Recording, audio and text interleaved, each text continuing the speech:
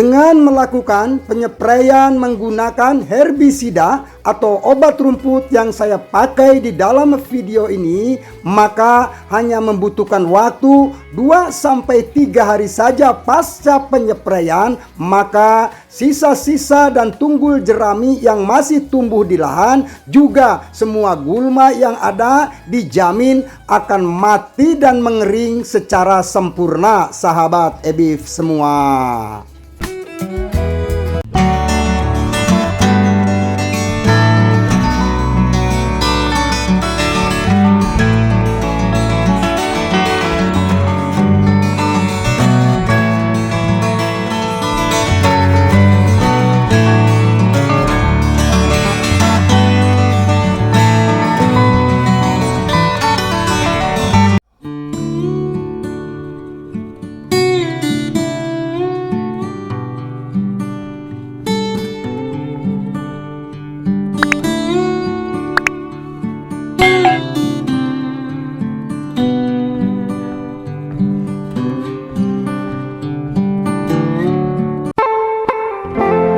Assalamualaikum warahmatullahi wabarakatuh.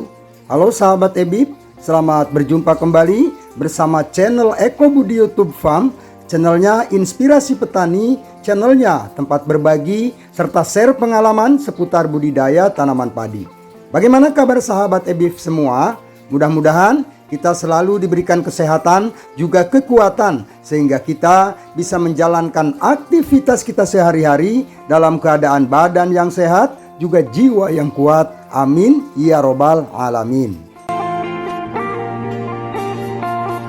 Dalam mengawali proses budidaya tanaman padi, sebuah langkah yang harus kita lakukan tentu saja melakukan proses pengolahan lahan.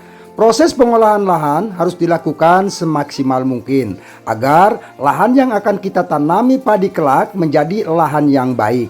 Lahan yang baik artinya lahan yang menyediakan limpahan unsur hara alami ataupun pupuk organik bagi tumbuh kembangnya tanaman padi kita di lahan nanti, sahabat EBIF.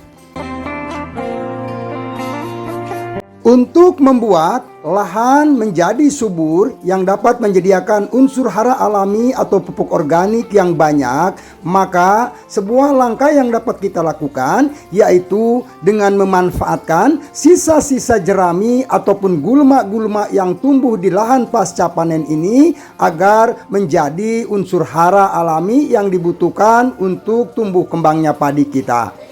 Sebuah langkah pertama yang bisa kita lakukan tentu saja bagaimana caranya agar sisa-sisa jerami atau gulma ini dapat hancur dan mengering sehingga proses dekomposisasi jerami dan sisa-sisa gulma di lahan dapat berjalan dengan mudah dan cepat, sahabat EBIF. Bakteri-bakteri pengurai yang ada di lahan akan berfungsi atau berperan menghancurkan sisa-sisa jerami dan gulma yang ada di lahan.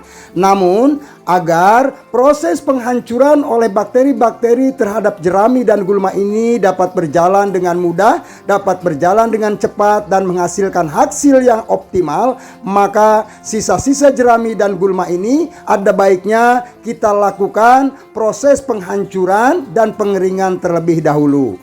Langkah apa yang bisa kita lakukan? Tentu saja kita bisa dengan cara mengaplikasikan herbisida atau obat rumput untuk mematikan rumput-rumput dan sisa-sisa jerami yang masih tumbuh di lahan pasca panen ini, sahabat EBIF. Untuk membuat sisa-sisa jerami dan gulma yang ada di lahan ini cepat mati dan mengering, herbisida yang dapat kita gunakan yaitu herbisida yang bekerja secara kontak. Herbisida yang bekerja secara kontak dapat mematikan dan menghancurkan gulma-gulma dan sisa jerami hanya dalam jangka waktu 2-3 hari setelah kita melakukan penyepraian.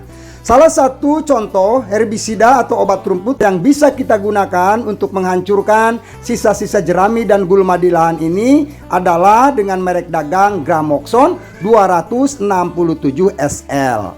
Gramoxone 267 SL adalah sebuah obat rumput yang bekerja secara kontak yang berbahan aktif paraquat diklorida 267 gram dalam setiap liternya.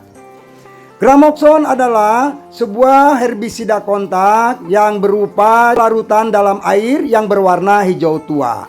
Gramoxone ini bisa kita semprotkan kepada gulma-gulma atau sisa-sisa jerami yang ada di lahan, secara langsung mengenai seluruh tubuh gulma atau sisa-sisa jerami ini, maka akan cepat mematikan dan mengeringkan semua jenis gulma maupun sisa-sisa jerami yang masih tumbuh di lahan ini, sahabat EBIT. Untuk itu sahabat EBIT, penggunaan herbisida Gramoxone ini sangat dianjurkan apabila kita ingin cepat mematikan atau membuat mati rumput-rumput atau sisa jerami yang ada di lahan. Berbeda dengan herbisida yang bersifat sistemik, proses pembunuhan terhadap rumput atau sisa-sisa jerami ini akan lebih lama proses kerjanya. Kalau Gramoxone ini sekali lagi 2-3 hari saja pasca penyepraian, maka rumput-rumput dan sisa-sisa jerami atau tunggul jerami yang masih tumbuh akan cepat mengering dan mati, sahabat EBIT.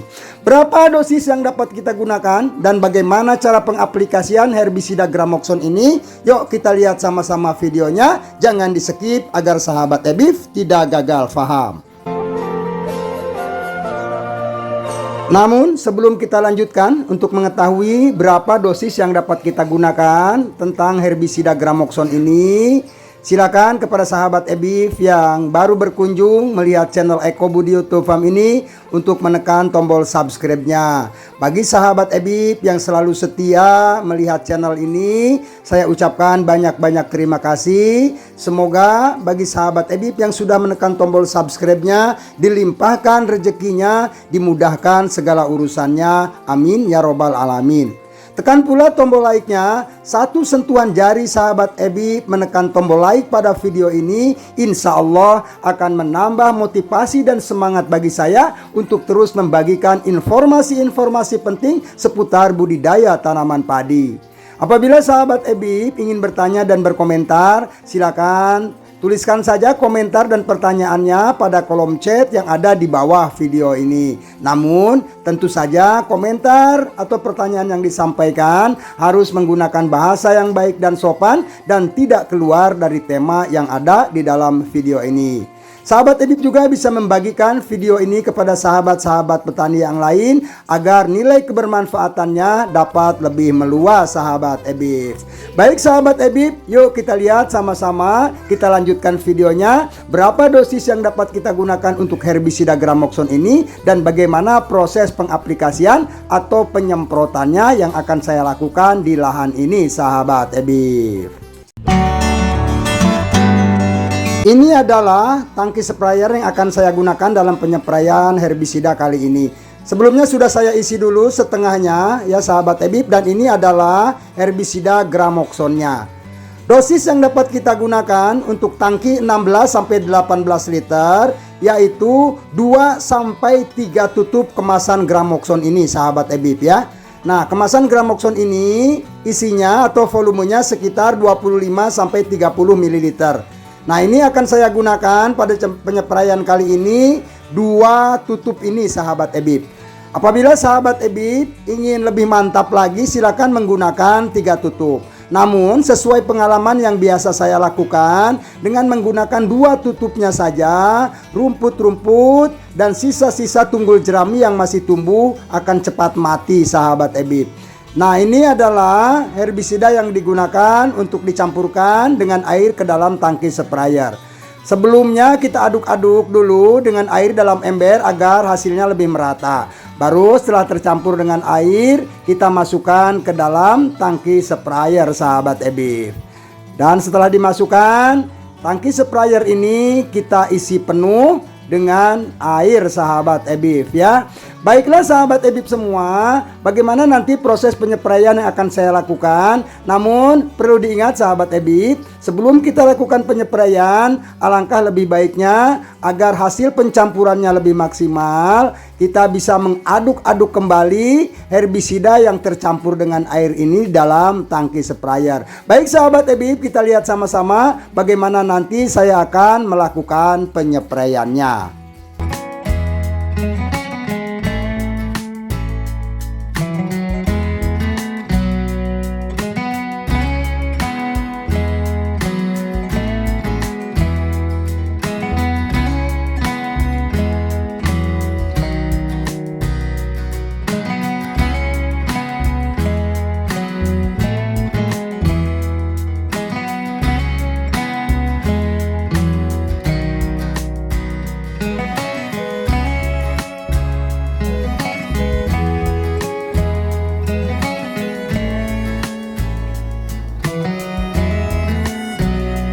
Untuk mendapatkan hasil penyepraian yang optimal, sebaiknya lubang sprayer atau nozzle yang ada tangki sprayer kita yang kita gunakan ini kita buat sekencang mungkin sehingga air semprotan yang keluar benar-benar mengembun. Ketika air semprotan keluar secara mengembun seperti ini, maka dapat dipastikan dapat mengenai rumput dan sisa-sisa jerami ini secara merata. Karena ini bersifat kontak sahabat EBIF ya. Jadi untuk mematikan rumput-rumput dan sisa-sisa jerami ini, tentu saja air semprotan yang kita lakukan harus mengenai kepada semua tubuh tanaman yang kita semprot ini sahabat EBIF. Gulma-gulma dan sisa-sisa tunggul jerami yang tumbuh apabila terkena oleh air semprotan, maka ini akan bekerja secara efektif. Sehingga nozzle-nya atau si lubang sprayernya kita buat sekencang mungkin agar benar-benar mengembun sahabat EBIF. Berbeda dengan yang bersifat sistemik, kita harus menggunakan herbisida ini lebih banyak ya. Karena apa? Apabila bekerja sistemik, maka untuk mematikannya si herbisida ini harus diserap dulu oleh tanaman, baik melalui daun maupun melalui akar. Namun dengan menggunakan herbisida yang bersifat kontak seperti Gramoxone ini akan lebih mudah untuk mematikan dan menghancurkan rumput-rumput ini. Yang penting air sprayer yang kita berikan atau proses penyemprotannya kita lakukan secara merata dengan keadaan nozzle atau lubang sprayer yang menghasilkan air semprotan yang benar-benar mengembun sehingga proses penyemprotannya dapat mengenai pada rumput dan sisa-sisa jerami secara merata sahabat EBIF. Satu hal yang harus dicatat dan diingat oleh sahabat EBIF, ketika kita menyempraikan herbisida yang bersifat kontak seperti Gramoxone ini, usahakan ketika melakukan penyempraian cuaca tidak sedang dalam keadaan angin yang kencang. Apabila terdapat angin yang kencang, maka dikhawatirkan misalnya di pematang-pematang sawah sahabat EBIF menanam tanaman seperti cabai, terong dan sebagainya. Apabila terkena paparan dari hembusan air semprotan daripada Gramoxone ini yang terbawa oleh angin, maka tanaman-tanaman padi yang tumbuh di pematang ini bisa mati juga sahabat EBIF. Jadi hati-hati lakukan penyepraian pada intinya ketika cuacanya sedang tenang, sedang tidak terjadi angin yang cukup kencang sehingga bisa menerbangkan air-air semprotan ini dan mengenai tanaman-tanaman padi yang kita tanam baik di pematang-pematang maupun di sisi-sisi lahan pesawahan kita sahabat EBIF. Penyepraian ini dapat kita lakukan bisa di pagi hari maupun di sore hari. Ya, di siang hari bagaimana Kang? Apakah bisa? Bisa sahabat EBIF ya. Yang penting jangan dilakukan sambil hujan-hujanan gitu ya. Nah, sahabat EBIF, apabila setelah kita melakukan penyepraian misalnya 2-3 jam terjadi hujan. Kita spray misalnya di jam 8 dan jam 9 selesai. Jam 11 atau jam 12-nya terjadi turun hujan yang cukup lebat. Apakah ini akan sia-siakan penyepraiannya? Aman sahabat EBIF ya. Ini sudah bekerja secara efektif karena sifatnya kontak. Walaupun 2-3 jam pasca kita melakukan penyepraian kemudian turun hujan, maka hasil penyepraian herbisida Gramoxone ini masih bekerja secara efektif dan tetap akan mematikan dan mengeringkan rumput-rumput dan sisa-sisa jerami yang sudah kita spray sahabat EBIF. Dengan melakukan penyepraian menggunakan herbisida atau obat rumput yang saya pakai di dalam video ini, maka hanya membutuhkan waktu 2-3 hari saja pasca penyepraian, maka sisa-sisa dan tunggul jerami yang masih tumbuh di lahan juga semua gulma yang ada dijamin akan mati dan mengering secara sempurna sahabat EBIF semua. Baik sahabat EBIB, itulah informasi yang bisa saya sampaikan pada video kali ini. Mudah-mudahan apa yang saya share dan saya bagikan ini bisa membantu dan bermanfaat bagi sahabat-sahabat EBIB semua. Apa yang saya sampaikan ini bisa menjadi referensi bagi sahabat EBIB dalam penanggulangan khususnya gulma sebelum kita melakukan proses pengolahan lahan. Apabila ada salah-salah kata dan salah-salah pernyataan, saya mohon maklum. Kurang dan lebihnya saya mohon maaf. Kita berjumpa lagi pada video yang akan datang. Saya akhiri video ini dengan mengucapkan akhiru kalam billahi taufiq wal hidayah. Wassalamualaikum warahmatullahi wabarakatuh.